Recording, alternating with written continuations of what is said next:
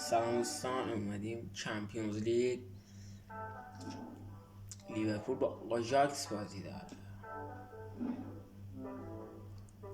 بازی اولشون است.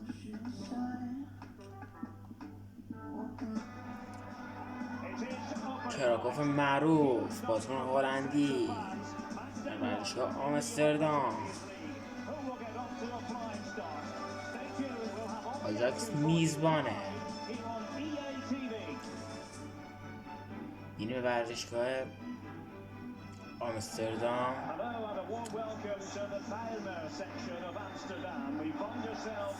یعنی به کشور هلند، شهر آمستردام.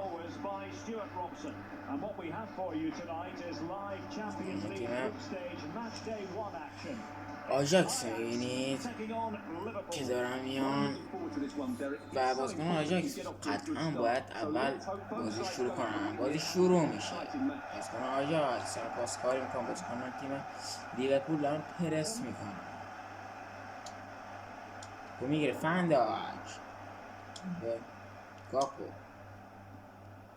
محمد صلاح توپشو میزنه.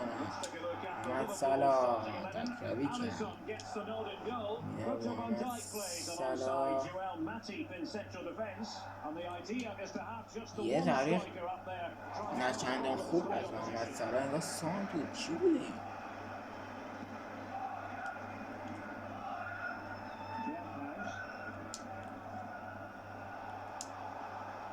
میزنه فنداک. عالی. محمد صلاح. بابا گل به خودی، گل به خودی. چی کار کردن بازیکنان آژاکس؟ گل به خودی. محمد صلاح سجده شکرشو میکنه. بازیکن مسلمان عالی بود. یه گل به خودی. دروازه‌بان حداقل باید دیگه شیرجه رو میزد. انگار میخواست شوت کرد. چی بودی؟ و لیورپول 1 آژاکس 0. گل به خودی که بازیکنان آژاکس زدن.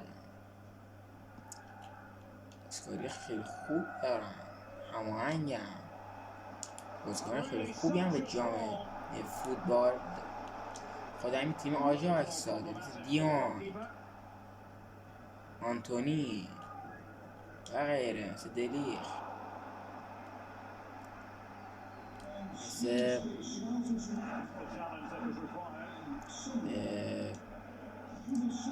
محمد صلاح، آرنولد میده دوست محمد صلاح.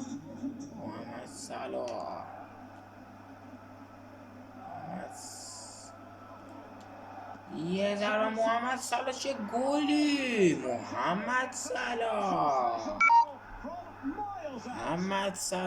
یه گل خوشگل. چی بود؟ چی دیدیم؟ ببینید محمد صلاح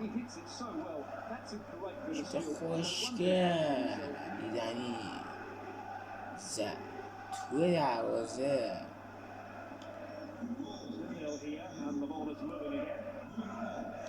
بازی شروع میشه. دوربینم داره شارش تموم میشه.